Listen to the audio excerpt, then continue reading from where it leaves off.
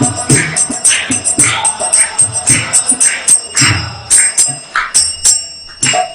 Vishnupad Paramahansa Parivrajakacarya Shatra Shatra His Divine Grace A.C. Bhakti Vedanta Swami Srila Prabhupada Ki Jai BVD Pandacharya Srila Prabhupada Ki Jai Ananta Koti Vaishnav Vrind Ki Jai Grantraj Srimad Bhagavatam Ki Jai Om Namo Bhagavate Vasudevaya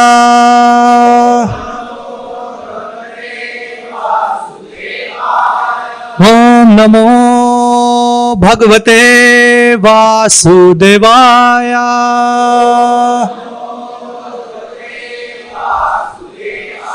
Om Namo Bhagavate Vasudevaya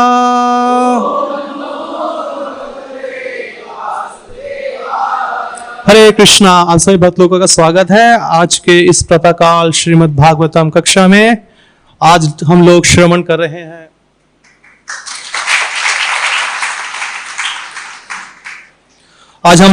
रहे हैं स्कंद 10वें से और उसका अध्याय number है 33 और अध्याय का शीर्षक है रास नृत्य। और आज हम लोग जो श्लोका नंबर लेंगे वो 11 से 16 तक लेंगे। तो आई थिंक 11 नंबर का हम लोग उच्चारण करेंगे, तो मैं बोलूंगा उसके बाद आप पीछे दोहराइएगा। तत्रैक अंशगतं बाहुं कृष्णस्य पालासौरभम् चन्दानलिप्तम् आघ्राय हृष्टरो माचुचुम्बः तत्रैक अंशगतं बाहुं कृष्णस्य पालासौरभम् चन्दानिलिप्तम् आघ्राय हृष्टारो माचुचुम्बः तत्रैक अंशगतं बाहुं कृष्णस्य पालासौरभम् चन्दानिलिप्तमाघ्राय हृष्टरो माचुचुम्बः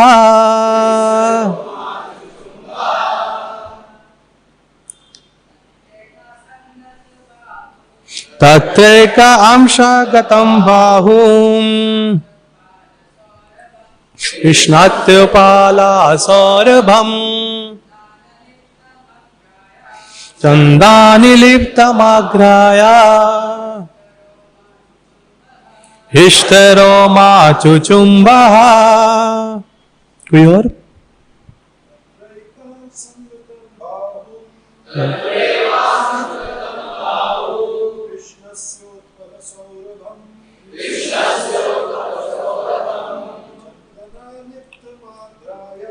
चन्दानिलिप्तमाघ्राय हृष्टरो माचुचुम्बः। माताजी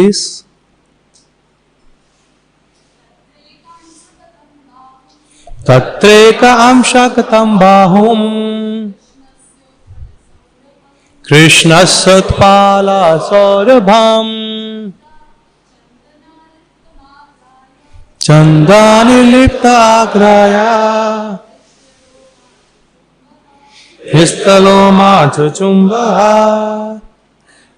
शब्दार्थ तत्र वहाँ एक गोपी अंश अपने कंधे पर गतम रखी हुई बाहुं बाहों को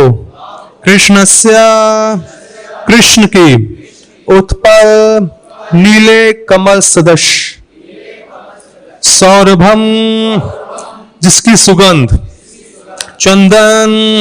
चंदन लेप से आलिप्तम लेप की हुई आग्राया महकती हुई हृष्ट खड़े हुए रोमा शरीर के रोए चुचुम्बहा उसने चूम लिया तात्पर्य अनुवाद श्रील प्रभुपाद जी के शिष्यों द्वारा, श्रील प्रभुपाद जी के शिष्यों की जय। कृष्ण ने अपनी बाह एक गोपी के कंधे पर रख दी, जिसमें से प्राकृतिक नील कमल की सुगंध के साथ उसमें लेपित चंदन की मिली हुई सुगंध आ रही थी। ज्यों ही गोपी ने उस सुगंध का आस्वादन किया, त्यों ही हर्ष से उसे रोमांच हो उठा और उसने उनकी बाहों को चूम लिया। श्लोक नंबर 12। कस्याचिनात्य विक्षिप्ता कुंडला त्विषमंडितम गंडम गंधे संधात्या परदाता तंबुल चर्वितम। एक गोपी ने कृष्ण के गाल पर अपना गाल रख दिया, जो उसके कुंडलों से सुशोभित था और उसके नाचते समय चमचमा रहा था। तब कृष्ण ने बड़ी ही सावधानी से उसे अपना चबाया पान दे दिया। नित्याति गायती काचित कूजनुपुरा मेखला पार्श्वस्थाच्युत्या हस्तजम शंताधा संतयो शिवम।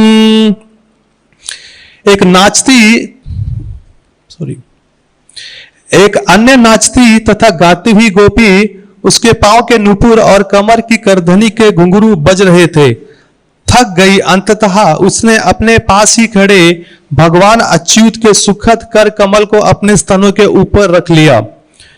गोप्या लब्ध विचतु कंतम श्रिया एकांता वल्लभम गृहीता कंतयास्ताद्रोभ्यम गयंतास्ताम विजहरे।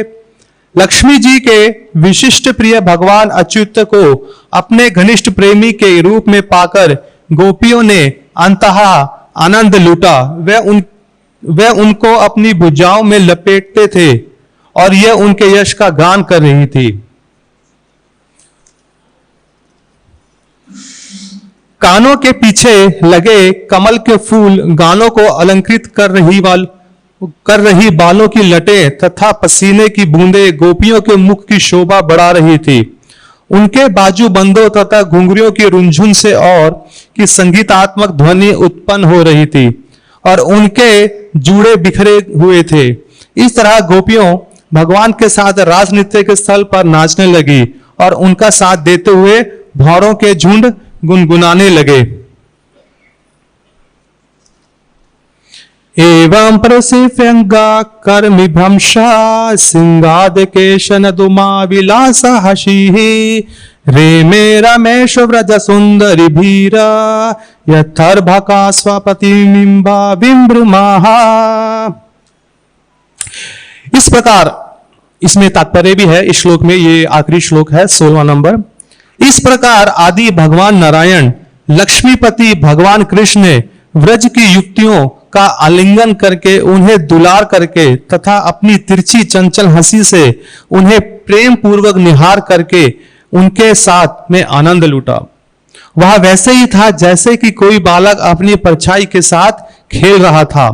तात्पर्य, श्रील भक्ति सिद्धांत सरस्वती ठाकुर ने इस श्लोक की टीका इस प्रकार की है कि केवल भगवान कृष्ण ही परम पूर्ण सत्य हैं और उनकी शक्तियां असीम हैं। ये असीम शक्तियां साकार होकर भगवान कृष्ण को उनकी लीलाओं में प्रवृत्त करती हैं। जिस प्रकार उनकी एक परम दिव्य शक्ति की ऐश्वर्यपूर्ण अभिव्यक्त से भगवान की असंख्य शक्तियां प्रकट हो जाती हैं, उसी तरह रास नृत्य में कृष्ण अपने को उतने ही गुणे रूपों में प्रकट करते हैं जितनी शक्तियां गोपियों के रूप में है। हर वस्तु कृष्ण है, किंतु कृष्ण की इच्छा से उनकी आध्यात्मिक शक्ति योग माया गोपियों को प्रकट करती है।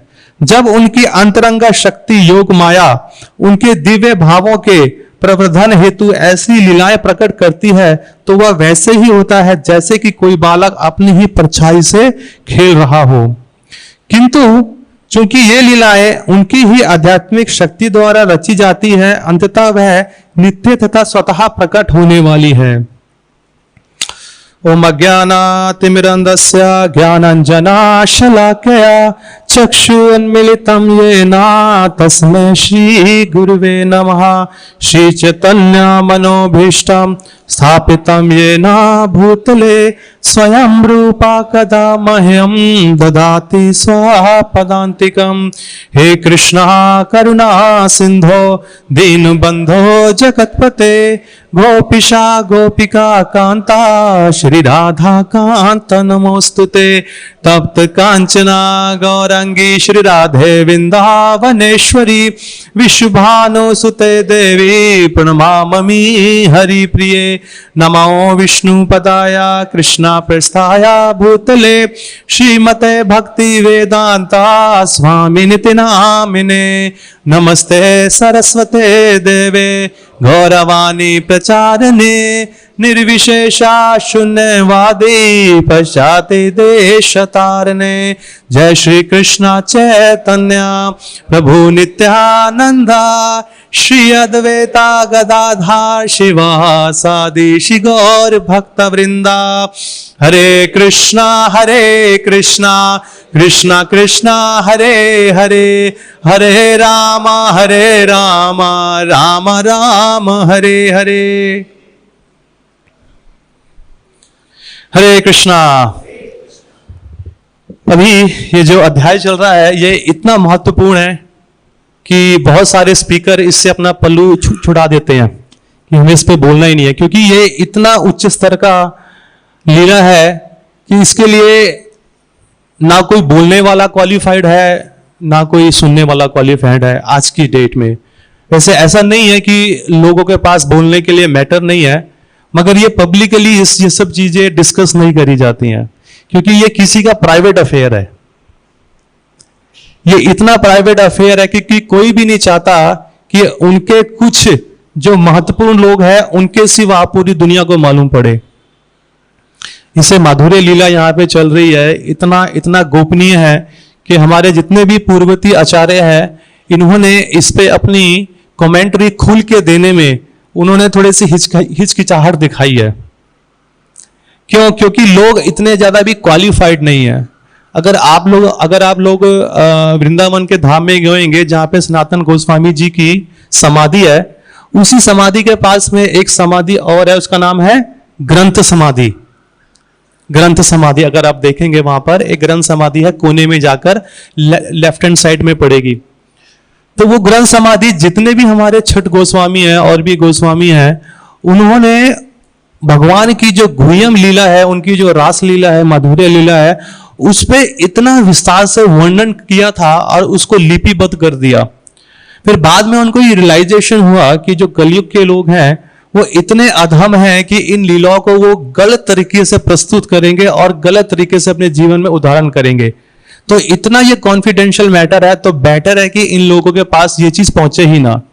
तो इनके पास अभी जो मैटर है ABCD का कि हम आत्मा, हम सोल है, ये उन्हीं तक सीमित रहने दें, क्योंकि प्रायेण अल्प आयुष्य सभ्य कलो यस्मिन युगे जना मंड सुमंड मतयो मंड भाग्यो हे उपाद्रिता। क्योंकि इस कलयुग के जो लोग हैं उनकी आयु, उनकी बुद्धि, उनकी जो इंटेलिजेंस इतनी कम है कि बार बार बताने पर भी उनको एक छोटी सी चीज बिल्कुल समझ में नहीं आती है कि ये जो मनुष्य जीवन है ये बहुत ही दुर्लभ है। ठीक है, तो अगर इस ग्रंथ को पढ़ेंगे जिसके लिए बहुत ही PhD लेवल के ऊपर का भी ग्रंथ है, तो कहां से वो समझ पाएंगे? तो उन्होंने कहा ये उनके लिए एक डेंजरस चीज हो जाएगी, तो बेटर है हम लोग इसकी समाधि दे देते हैं। तो उन सब ने अपने उन्हीं सब ग्रंथों को वहां पे लाके इकट्ठा किया और उसकी वहां पे समाधि दे दी।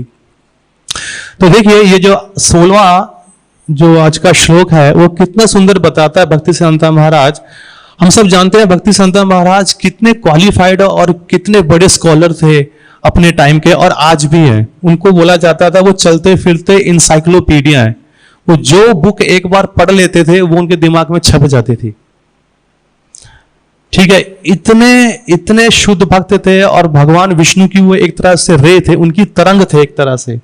ठीक है, और कहा जाता है कि जब उन्होंने अपना वाव लिया कि वो राधा कुंड में जाके कुछ समय वहां पे बिताएंगे और अपनी साधना करेंगे, तो देखिए कहा जाता है कि वैकुंठ से बड़ा क्या है नेक्टर ऑफ इंस्ट्रक्शन में? मथुरापुरी। मथुरापुरी से बड़ा वृंदावन धाम, वृंदावन धाम से बड़ा गोवर्धन, गोवर्धन से बड़ा राधा कुंड। अभी देखिए श्री कृष्ण बलराम की जय। अब वहीं पे भगवान के एक बहुत शुद्ध भक्त श्रील भक्तिसिद्धांत महाराज राधा कुंड में बैठ के, तो वहां पे वो हर दिन प्रवचन देते थे। और किस बात पे देते थे प्रवचन? उपदेशा अमृता पे। क्योंकि राधा कुंड इतना कॉन्फिडेंशियल पास टाइम के साथ वहां पर है, इतना इतना गुह्यम वहां पे लीलाएं हुई हैं, उसको ना छूते हुए उन्होंने सीधा काखा ABCD से शुरू करा। और वो क्या था? उपदेशा अमृत का पहला, वाचो वेगम मनसा क्रोधा वेगम जीवा वेगम उदार उपस्थ वेगम एतान वेगम यो विषहेत धीरा सर्वम आपिमम पृथ्वीम सशिष्यत। मतलब कि जिस इंसान की जीवा कंट्रोल में नहीं है, जिस इंसान की बुद्धि कंट्रोल में नहीं है, जिस इंसान का उदर उपस्थ कंट्रोल नहीं है, माइंड कंट्रोल में नहीं है, एंगर कंट्रोल में नहीं है, तो ऐसे इंसान को अगर भगवान का उच्च लीला बताओगे तो वो क्या करेगा? वो अपना भी नुकसान करेगा और समाज का भी नुकसान करेगा। तो उन्होंने वही तत्व रखा जो लोगों का लेवल था। और जो वहां के आस पड़ोस के जो बाबा जीले थे, उनको पता था कि भक्तिसिद्धांत महाराज कौन है, कितने बड़े संत हैं, बहुत बड़े संत हैं। उनको सुनने के लिए वो आते थे, वहां पे भीड़ इकट्ठी होती थी। तो वो एक एक दिन 3-3, 4-4 घंटा बोलते थे एक ही सब्जेक्ट मैटर पे। तो जब उन्होंने देखा, उन्होंने कहा यार ये तो नए लोगों के लिए है, हम तो ऊंचे स्तर के लोग हैं, भक्तिसिद्धांत महाराज हमें ऊंचा स्तर नहीं बता रहे हैं, इस करके हम यहां से जा रहे हैं। ऐसा नहीं है कि गौड़िया वैष्णव वालों को ऊंचा स्तर नहीं पता है। इसका मतलब ये नहीं कि हम पब्लिकली नहीं बोलते हैं तो हमें ऊंचा स्तर पता ही नहीं है। ये ऊंचे स्तर को बोलने के लिए ऊंचे स्तर के सुनने वाले लोग भी चाहिए, क्योंकि हर किसी को हर चीज नहीं दी जा सकती है, उसके लिए वो पर्सन क्वालिफाइड भी होना चाहिए। तो लोगों को लगता है कि ये जो हरे कृष्णा वाले हैं, इस्कॉन वाले हैं, ये तो रस नहीं देते हैं, भक्ति का रस नहीं देते हैं, ये जो गोपी रस नहीं देते हैं, ये सब नहीं देते हैं। ऐसा नहीं है कि हम लोग पब्लिकली नहीं बोलते, इसका मतलब हमको नहीं पता है, हम लोग जान के नहीं बोलते हैं, ताकि इसका वैसे ही बहुत मिसयूज हो चुका है। इसका वैसे ही हद से ज्यादा, बहुत ज्यादा इसका मिसयूज हो चुका है, और इसको ज्यादा खराब नहीं करना है। क्योंकि पहले हमारी नींव स्ट्रांग होनी चाहिए कि दरअसल में हमारी असली पहचान क्या है, तो ही हम आगे यहां पे बढ़ पाएंगे। अब देखिए, भगवान श्री कृष्ण है वो एक लौटे ही ऐसे सबके सोर्स हैं, जिसमें ब्रह्मा जी खुद ही बताते हैं, ईश्वरा परमः कृष्णः सच्चिदानंद विग्रह अनादिर आदिर गोविंद सर्व कारण कारणम, सभी कारणों के कारण है। तो भगवान श्री कृष्ण अगर अपने पुरुष फॉर्म में है, पुरुष रूप में है, तो भगवान श्री कृष्ण है। अगर वही भगवान श्री कृष्ण अगर अपने स्त्री फॉर्म में है, स्त्री रूप में है, तो वो श्रीमती राधा रानी है। और वही श्रीमती राधा रानी, क्योंकि वो उनकी एनर्जी है, वो उनकी शक्ति है, वो उनकी लादनी शक्ति है, वो उनकी प्लेजर पोटेंसी शक्ति है, ठीक है। और वही शक्ति आगे और गोपियों का विस्तार करती है, अनेकों अनगिनत गोपियों का विस्तार करती है। इसका प्रमाण हमें कहां पे मिलता है? श्री ब्रह्म संहिता में मिलता है। मैं आप लोगों के लिए वो गा देता हूं। आनंद चिन्मय रसा प्रतिभाविता बेस ताभी एव निज रूपतया कलाभी गोलोक एव निवास्ते अखिलात्मा भूतो गोविंदमादि पुरुषम तम अहम भजामि। कौन बोल रहे हैं यहां पर? ये श्री ब्रह्मा जी बोल रहे हैं। अब देखिए, उसके लिए मैंने आप लोगों के लिए हिंदी में इसका अनुवाद लेकर आया हूं। क्या लिखा है? अनुवाद। जो अपने धाम गोलोक में अपनी स्वरूप शक्ति, यहां श्रीमती राधा रानी को बताया गया है, स्वरूप शक्ति 64 कला युक्त लादनी रूपा श्रीमती राधा रानी तथा उनके ही शरीर की विस्तार रूपा उनकी सखियों के साथ निवास करते हैं। कौन? गोविंद जी, जो कि उनके नित्य आनंद में चिन्मय रस से सुफुर्त एवं पूरित रहती है। उन आदि पुरुष भगवान गोविंद का मैं भजन करता हूं। देखिए, तो अब इसमें जो अनुवाद में क्या लिखा है कि जैसे एक बालक अपनी ही परछाइयों के साथ खेल रहा है, तो उसे कोई बोलेगा कि ये कुछ गलत कर रहा है, वो उसकी चीज है, वो कैसे भी कहीं पे भी किसी भी प्रकार से, किसी भी ढंग से उनके साथ वो खेल सकता है। तो ये जितनी भी यहाँ पे गोपियां हैं और श्रीमती राधा रानी और आगे उनके अनेकों विस्तार हैं, वो भगवान की क्या है? अनेकों अनेक उनकी शक्तियां हैं, उनकी एनर्जी है। देखिए भगवान को ना इंग्लिश में बोला जाता है ना कि भगवान इज ओमनी प्रेजेंट, वो हर जगह सर्वव्यापक है। ओमनीशिएंट, उनको हर चीजों के बारे में नॉलेज है, ठीक है, और वो सर्वशक्तिमान भी है। अब अगर शक्तिमान है तो उस शक्तिमान की शक्तियां भी तो होगी कि नहीं होगी? भगवान खुद ही बता रहे हैं श्रीमद् भागवतम में, भागवत गीता में, कि मेरी अनेकों प्रकार की शक्तियां हैं जिनका मुझे भी ज्ञात नहीं है, मेरे को भी नहीं पता मेरी शक्तियां कितनी है। जैसे कि उदाहरण के तौर पर अगर ये जो भौतिक जगत है, ये भगवान की 8 जो मुख्य जो भौतिक शक्तियां हैं, भगवान की आध्यात्मिक भी है, भगवान की भौतिक भी है। जैसे उनको बताया गया योग माया आध्यात्मिक है और महामाया भौतिक है। तो उस भौतिक के अंदर जो 8 है प्रमुख हैं, जो कि 5 स्थूल और 3 सूक्ष्म है। कौन कौन से है? भूमि, अपो, नलो, वायु, खम, मनोर्बुद्धि एवचा अहंकारा इदियम में भिन्न प्रकृष्टि अष्टधा। कि हे अर्जुन, ये जो मेरी 8 एनर्जी है, ये मेरी सेपरेटेड, मुझसे अलग है, मगर इन्हीं के कॉम्बिनेशन से इस भौतिक जगत का विस्तार होता है। अभी देखिए ये जो शरीर है, ये स्थूल से बना है, स्थूल से बना है। इसमें कौन कौन से एलिमेंट है? भूमि, पृथ्वी, ठीक है, वायु, आकाश, जल और अग्नि। देखिए इन 5 चीजों से अकेला ये शरीर नहीं बना है। इस भौतिक जगत की कोई भी वस्तु देखिए, ये माइक्रोफोन, ये भी उसी से बना है, ये माइक्रोफोन का स्टैंड उसी से बना है, ये पुस्तक, ये कैमरे, ये लाइटिंग, ये पंखा, ये धरती, ये आकाश, जितना भी अगर आप देखें यहां पे, ये सब इन 5 चीजों से बना हुआ है। और जिसमें जान प्राण है उसके अंदर सूक्ष्म चीजें भी आई हुई हैं, जैसे मन, बुद्धि और अहंकार। मन, बुद्धि और ये अहंकार, इन सब का 8 चीजों का मेल होके, अभी कोई बोले कि प्रभु जी ये ऐसे कैसे हो सकता है? जैसे अग्नि है, अग्नि के अंदर तो, अग्नि भी तो एक मैटर ही है, ठीक है, मगर उस अग्नि के अंदर भी वो पांचों चीजें मौजूद है, मगर उस अग्नि में अग्नि का जो तत्व है वो सबसे ज्यादा है। अब पानी के अंदर भी आग है, मगर कैसे देखें उसके अंदर, मगर पानी का तत्व ज्यादा है। अभी जैसे कि फॉर एग्जाम्पल ये शरीर है, उदाहरण के तौर पे ये शरीर है। अभी इस शरीर के अंदर कोई बोले यार शरीर के अंदर आग भी है, अब कोई एग्जाम्पल बताए तो कैसे बताएगा आग है? अब बताइए जरा। एक जठरा अग्नि के रूप में है और दूसरी एक ज्वार के रूप में है। कि जैसे हम सबको फीवर हो जाता है तो हम सब देखते हैं हमारा शरीर तपने लगता है। तो जो अग्नि है, अग्नि का एक जो प्रॉपर्टी है वो क्या है? हीट, ताप, लाइट। तो उसी से अंदाजा लगाया जा सकता है कि भैया हमारे अंदर ये सब है, भगवान की एनर्जी है। कल ही मैं एक बुक पढ़ रहा था, श्रील प्रभुपाद जी के बारे में उतारे थे, किसी भक्त से बात कर रहे थे, वो बोल रहे जो पेट्रोल है ना वो भी भगवान की एनर्जी है, जो कि फैक्ट है, क्योंकि वो भी पंच महाभूतों से ही बना हुआ है?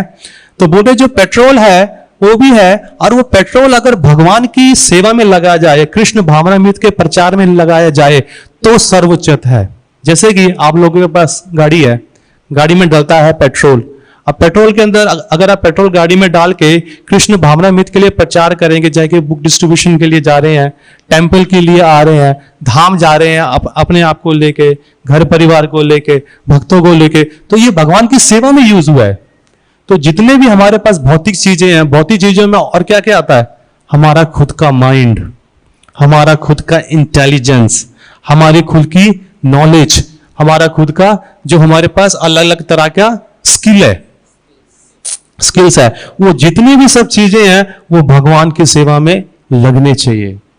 अभी भागवत गीता का जो 10वां अध्याय है, ऐश्वर्य, भगवान का ऐश्वर्य, the opulence of the absolute truth, वहां पे भगवान ने अपना थोड़ा सा हल्का सा उसके बारे में बताया कि देखो अर्जुन, इस भौतिक जगत के कितनी भी जो प्रमुख चीजें हैं ना, उन सबका स्रोत नहीं हूं। जैसे कि भगवान बताते हैं कि देवी देवताओं में इंद्र मैं हूं, ठीक है, पांडवों में अर्जुन मैं हूं, हाथियों में ऐरावत मैं हूं, घोड़ों में उच्चेश्वरा मैं हूं, ठीक है, नक्षत्र नाम अहम शशि, जितने भी तारे हैं उनमें से चंद्रमा मैं हूं, सूरज मैं हूं, है नामे विदु सूरगणा महर्षि चा अहम आदिर ही देवा नाम, जितने भी देवी गॉड्स हैं, जितने भी ऋषि मुनि हैं, उन सब का स्रोत मैं हूं। इतना कुछ बताने के बाद जो आखिरी के 3 श्लोक थे, भगवान वो क्या बता रहे हैं अर्जुन को, क्योंकि इतना सुनने से इंसान पागल हो जाता है कि भगवान की इतनी सारी शक्तियां हैं। अब देखिए भगवान क्या बोलते हैं, हे परंतपा, जो कि ये 40वां है 10.40, मेरी देवी विभूतियों का अंत नहीं है, मैंने तुमसे जो कुछ कहा वो तो मेरी अनंत विभूतियों का खाली एक संकेत मात्र है। मतलब कि उन्होंने जो 39 श्लोक्स बोले हैं उनके अंदर उन्होंने भौतिक जगत का सब कुछ कवर कर दिया है, और उसके बाद क्या बोल रहे हैं, वो खाली एक छोटा सा एक फ्रेगमेंटल पार्ट है, एक छोटा सा संकेत है, उसको तुम जानो मत, वो खाली एक मेरे लिए तुच्छ भर की चीज, एक कण है मेरे लिए। और आगे क्या बोलते हैं, तुम जान लो कि सारा ऐश्वर्य, सौंदर्य तथा तेजस्वी सृष्टियां मेरे तेज के एक स्फुलिंग मात्र के अद्भुत हैं। और आखिरी में क्या बोलते हैं, जो आखिरी श्लोक है, किंतु हे अर्जुन, इस सारे विशिष्ट ज्ञान की आवश्यकता क्या है, मैं तो अपने एक अंश मात्र से संपूर्ण ब्रह्मांड में व्याप्त होकर इसको धारण करता हूं। मतलब उन्होंने ऊपर से लेकर नीचे तक जितने भी हैं 14 प्लेनेट, उन सबको कवर कर डाला, और उसके बाद क्या बोलते हैं, ये तुच्छ है मेरे लिए। मतलब कि मैं इन सबको चलाता भी नहीं हूं, इनको चलाने के लिए मेरी क्या है, शक्तियां हैं। जैसे कि भगवान बोलते हैं कि देवी है ईशा गुणमयी मम माया दुरत्या, जो ये देवी है, जो ये प्रकृति है, मेटीरियल नेचर है, ये एक दिव्य है, देवी है गुण माया, ठीक है, ये जितनी भी है ये मेरे लिए क्या करी है, मया अध्यक्षेना सूर्य ते साथ चराचरम, ये मेरे अध्यक्ष, मेरी आंख के इशारे में ये सूर्य, ये चंद्रमा, ये सभी लोग यहां पे इतने अच्छे से कार्य करते हैं। जैसे भक्ति सिद्धांत महाराज ने आज के जो तात्पर्य में क्या बोला कि भगवान क्या है, परम पुरुषोत्तम है, एब्सोल्यूट ट्रुथ है, वो परम सत्य है। कहां पे भगवान ने अपने आप को परम सत्य के बारे में बताया गया है, भागवत गीता में, कौन बताएगा? नाहम प्रात्रम अन्यत किश्चित अस्ति धनंजया मई इदम सर्व पोत्रम सूत्रे मणिगणया। हे अर्जुन, मुझसे भी ऊपर कोई ट्रूथ है ही नहीं, मैं ही एब्सोल्यूट ट्रूथ हूं यहां पर। अभी जब मैं इसके बारे में थोड़ा सा कर रहा था रिसर्च, तो मैंने श्रीमद् भागवतम के 10वें स्कंध, ये जो चल रहा है, इसका जो 90 अध्याय का कुछ श्लोकों को जब मैंने ध्यान पूर्वक से पढ़ा, कि आप छोड़ दीजिए भगवान के आध्यात्मिक जगत में उनकी शक्तियां कितनी है, उनकी भौतिक जगत के अंदर उनकी शक्तियों का अनुमान लगाना बहुत मुश्किल है। और ये बताया गया है वहां पे उन्होंने कि 40 नंबर श्लोक में कि भगवान की जो फैमिली थी ना, जो उनके यदु थे, जो बोला जाता था, भगवान की 16,108 रानियां थी, ठीक है, और उनसे उनको कितने सारे थे पुत्र उत्तमन, 10 पुत्र और 1 पुत्री, ठीक है। आप बताइए, अब उसका कैलकुलेशन कीजिए, उनके बाद उनके बेटों के कितने सारे पुत्र हुए, ठीक है, उनकी बेटियों के कितने सारे पुत्र हुए। और ये बताते हैं अगर कोई व्यक्ति अगर उन्हीं सबको कैलकुलेशन में लगे ना, तो उसे 10,000 साल लग जाएंगे उनकी गिनती करते करते, तो भी पूरा नहीं होगा। सिर्फ अभी उनका घर परिवार के बारे में बता रहा हूं मैं। सुखदेव गोस्वामी ये इंफॉर्मेशन ये किसको दे रहे हैं, परीक्षित महाराज को, कि भगवान का जो बाहरी जो चीज है ना, जो शक्तियां जो हम आंखों से देख ही नहीं सकते, जो बहुत ही ज्यादा सटल है, सूक्ष्म है, उनका तो हम अनुमान भी नहीं लगा सकते। अभी तो ये देखो भगवान का घर परिवार कितना बड़ा है कि 10,000 साल लग जाएंगे, कोई उनकी गिनती भी नहीं कर सकता, भगवान का इतना बड़ा परिवार है। और उसमें से यह भी बताया कि जो उग्रसेन है, जो महाराज उग्रसेन है, ठीक है, कह रहे ये तो यदु की बात है। जो उग्रसेन, जो महाराज उग्रसेन थे, कहते कि उनके ऑपोनेंट के बारे में क्या बताया गया है, कहते कि उनके अंदर कि उनको सहायता करने के लिए 30 ट्रिलियन अटेंडेंट्स, 30 ट्रिलियन 30 ट्रिलियन हमारे लिए सोचना भी बहुत मुश्किल है। अब देखिए, ये जो भौतिक जगत है, इसकी पॉपुलेशन है कितनी, कौन बताएगा? ठीक है, कितनी है? करोड़ के आसपास कह रहे हैं, मतलब कि 8 बिलियन, इंग्लिश में बोला जाएगा 8 बिलियन के हिसाब से है, ठीक है। और जो ट्रिलियन है वो बिलियन से भी ऊपर है। तो बताते हैं कि जो 1 ट्रिलियन 1000 बिलियन का बनता है। अगर आप लोग मैथमेटिक्स के स्टूडेंट हैं तो मेरे साथ थोड़ा ध्यान दीजिएगा कि इस भौतिक जगत के अंदर जो पॉपुलेशन है वो 8 बिलियन की है, ठीक है। और यहां पे जो किंग उग्रसेन है उनकी सेवा में 30 ट्रिलियन उनके लोग लगे हुए हैं, उनकी सेवा करने के लिए, उनकी सुरक्षा करने के लिए, उनको महल को देखने के लिए, ठीक है। जो 1 ट्रिलियन है वो 1000 बिलियन का है। तो आप बताओ जो उसके बाद 30 ट्रिलियन है, तो यहां पे कैलकुलेशन लगाएगा 30 लाख करोड़। 30 लाख करोड़ ये उनके पास इंप्लॉइज थे महाराज उग्रसेन के पास। और आप जैसे बता रहे हैं कि 800 करोड़ की तो पॉपुलेशन है पूरे वर्ल्ड की। अब सोचो कितने लोगों को उन्होंने वहां पे एम्प्लॉयमेंट दी होगी।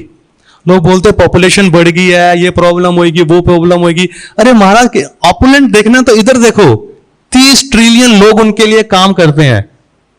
और भगवान का क्या कहना आगे, ये तो खाली एक यूनिवर्स है, एक ब्रह्मांड है, उसके छोटे से वहां पे इतना काम चल रहा है।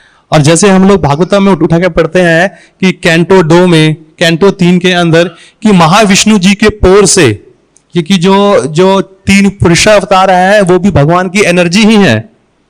जैसे कि भगवान श्री कृष्ण से बाहर निकले बलराम जी से बाहर निकले 4 फर्स्ट चतुर्विवाह, ठीक है, वासुदेव, संकर्षण, प्रद्युम्ना और अनिरुद्धा। और उन्हीं संकर्षण से बाहर निकले नारायण जी, उन्हीं नारायण जी से फिर अगले सेकंड चतुर्विवाह निकले वासुदेव, संकर्षण, प्रद्युम्ना, अनिरुद्धा। और उन सेकंड संकर्षण से, ठीक है, निकले महाविष्णु से निकले गर्भोदक्षाय विष्णु, गर्भोदक्षाय विष्णु से निकले क्षीरोदक्षाय विष्णु। अब जो महाविष्णु हैं उनके एक एक छिद्र से अनेकों ब्रह्मांड निकलते हैं। मतलब देखो भगवान ने खुद भी वहां पे काम करने की जरूरत नहीं, वहां पे लोगों को रखा हुआ है। लोग बोलते हैं ना कि यहाँ पे आपके जो हिंदू फिलॉसफी है जो भी है उसमें 33 करोड़ देवी देवता है। कोई ऐसी फर्म है जिसके पास 33 करोड़ एम्प्लॉयमेंट हो, जो लोगों को काम दे सकता है? 33 करोड़ छोड़ो, या महाराज उग्रसेन है वो 30 ट्रिलियन की एम्प्लॉयमेंट दे रहे हैं। तो देखो उनका ऑपुलेंट कितना भारी है। उसके आगे भगवान का सोचना भी, अगर भगवान के बारे में सोचे तो और भी हमारा सर चकराएगा।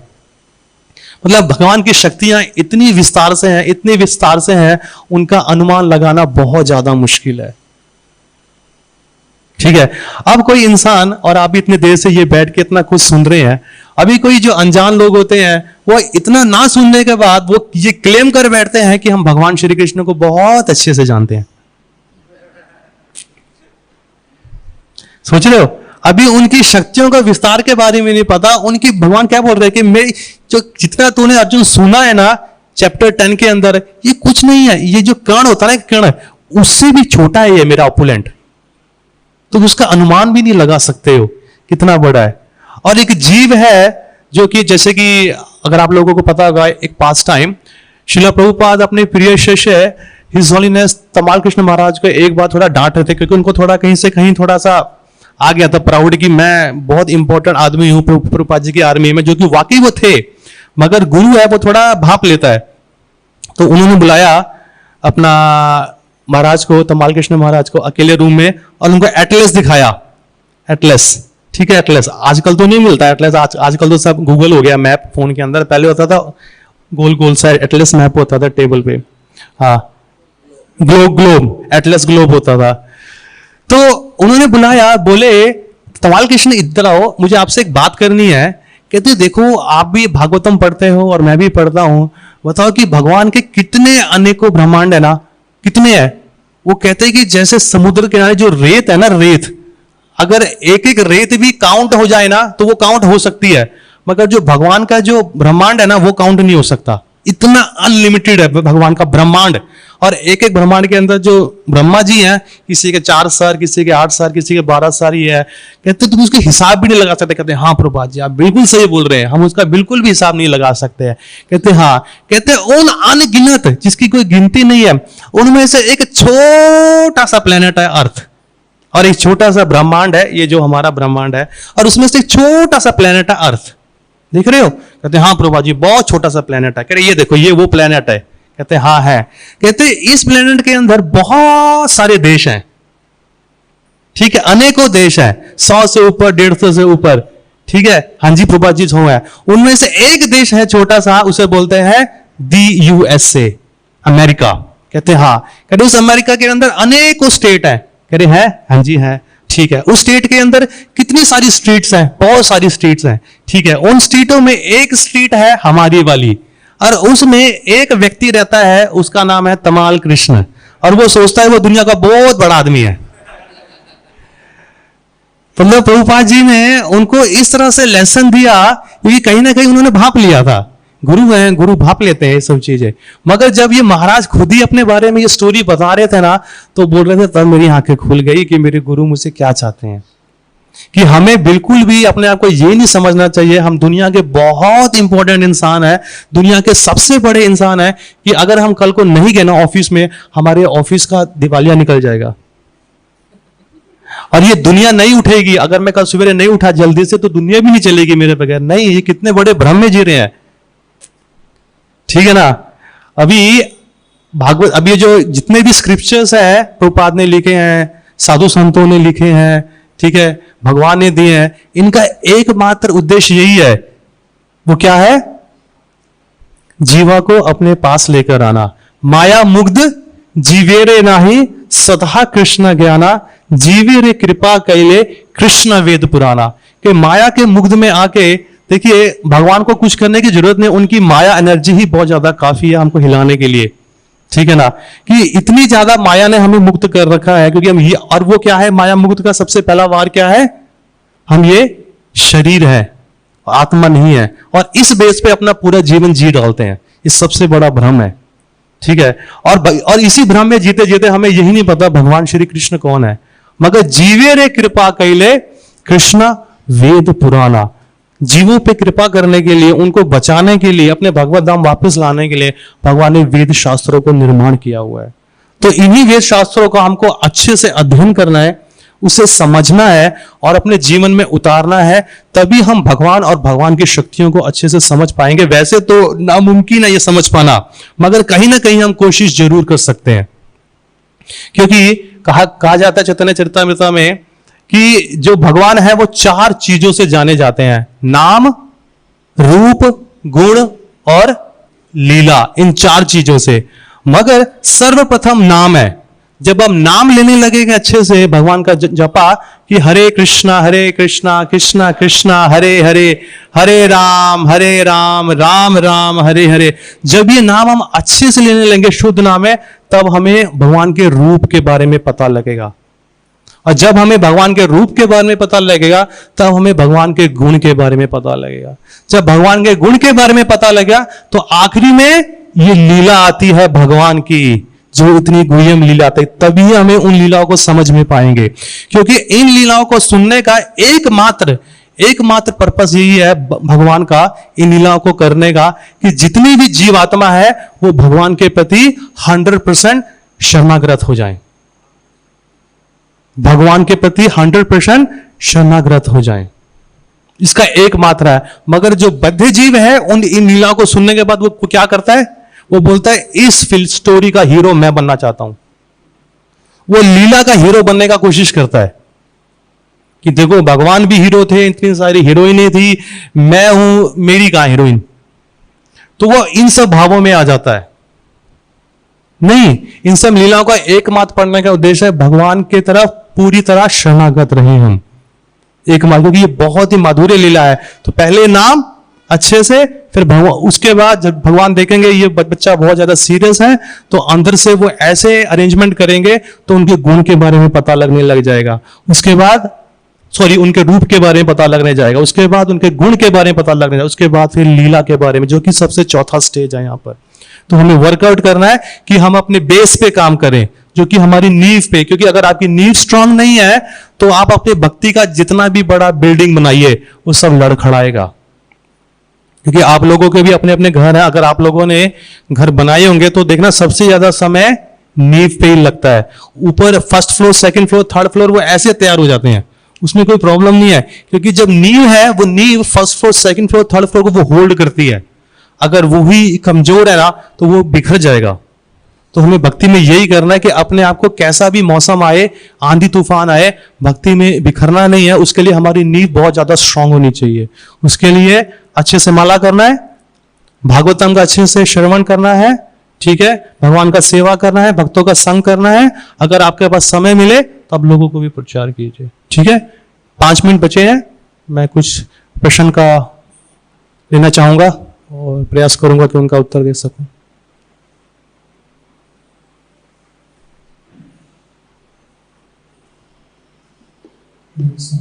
हरे कृष्णा, जगदीश्वर प्रभु।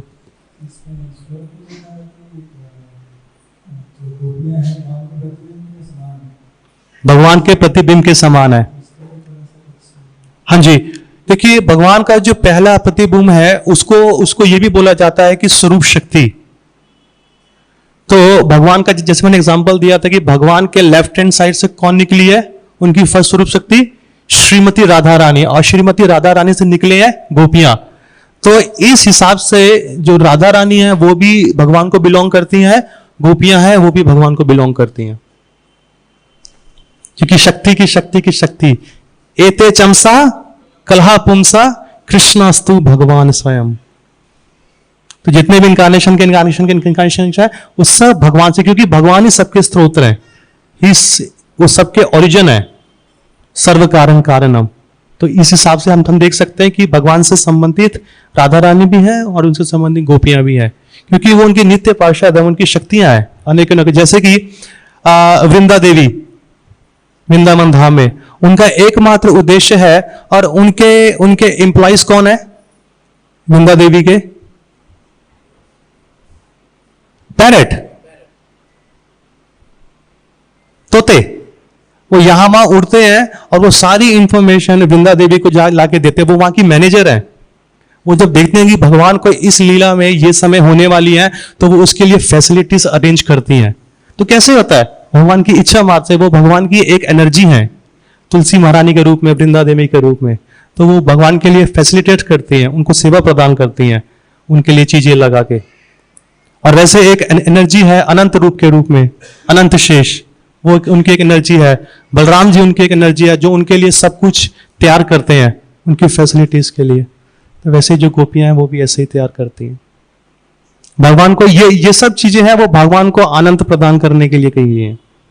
जितनी भी फैसिलिटीज हैं वो भगवान को आनंद देने के लिए, और अपने भक्तों को अपने भक्तों को भी आनंद देते हैं, तो उनके लिए भी ये लीला करते हैं।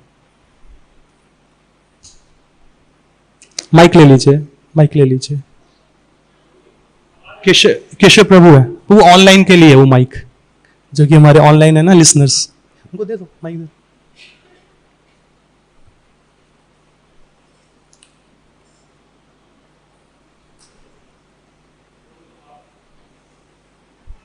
कृष्णा, आपने ये बताया कि पहले नाम फिर रूप, लेकिन जब हम किसी रूप को जानते ही नहीं है, जैसे हमने भगवान को देखा नहीं है, तो उनका नाम कैसे? क्योंकि हमें पहले तो जैसे हम देखे राधा राधिका को दिए, उनसे नाम ले सकते हैं, पहले नाम और फिर रूप कैसे? तो ये बहुत अच्छा प्रश्न है प्रभु जी। इसमें कहा गया है कि क्योंकि हमें दरअसल में भी एक्चुअली भगवान को वैसे भी हमने देखा नहीं, क्योंकि हमारी जो भी इंद्रियां है, खासकर हमारी जो आंखें हैं वो शुद्ध नहीं है।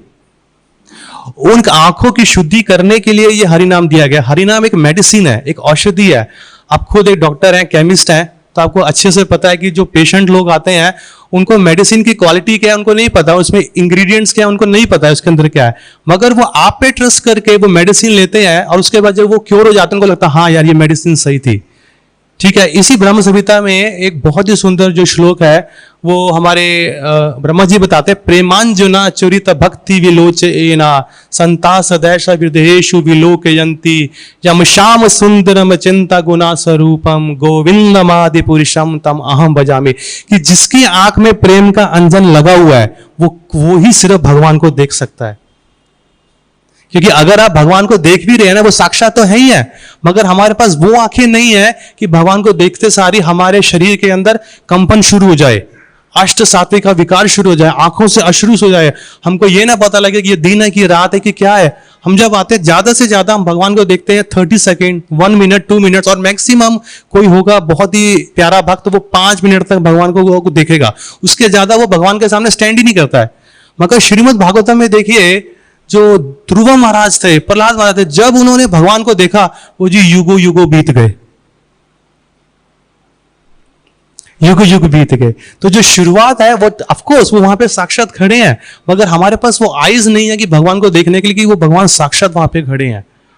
हम सिर्फ भक्तों पे ट्रस्ट करके और ये देखे कि भगवान अपने अर्च विग्रह रूप में खड़े हैं तो हमें उन्हें देखना है, पर एक्चुअल में उनको देखने के बाद हमारी आंखों से अश्रु बिल्कुल भी नहीं निकलते हैं। तो अभी उस अश्रु को निकालने के लिए ये हरि नाम का जपना बहुत ज्यादा जरूरी है, क्योंकि ये खुद ही ये जो वार्तालाप है ये हरि नाम चिंतामणि में से मैंने उठाई है, जो कि चैतन्य महाप्रभु के बीच में और हरिदास ठाकुर के बीच में होती है वार्तालाप। तो वहां पे उन्होंने बोला कि सर्वप्रथम हरि नाम, उसके बाद रूप गुण और लीला आएगी। ठीक है, और किसी भक्त का कोई प्रश्न? हाँ जी, यहाँ पे सामने है प्रभु जी, इनको माइक दे दीजिए।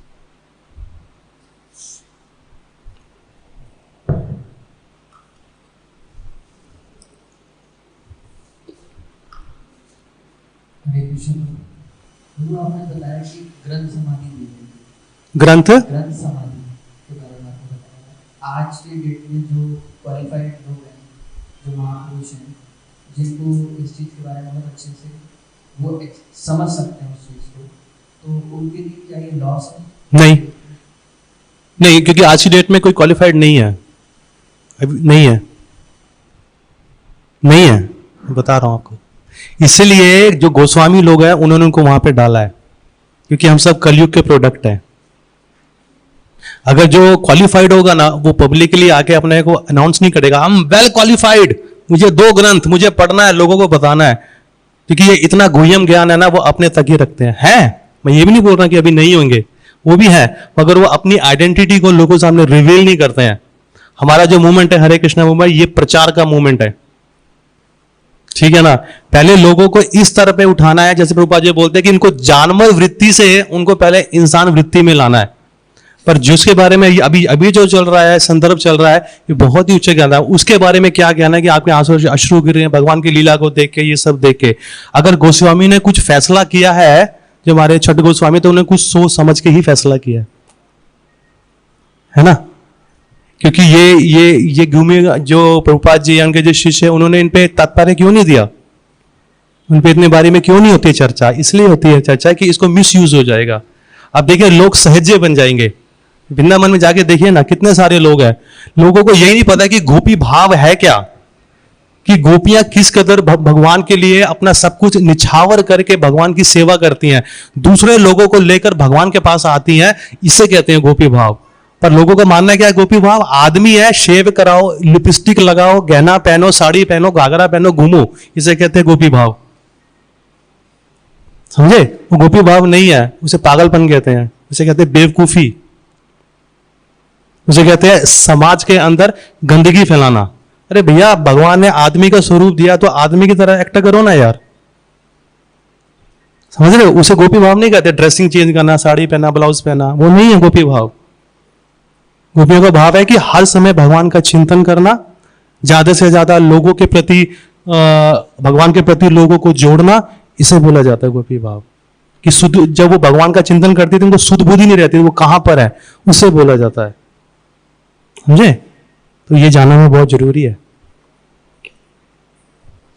चलिए, श्री प्रभुपाद की जय, ग्रंथराज श्रीमद् भागवतम की जय, निताई गौर प्रेमानंदे।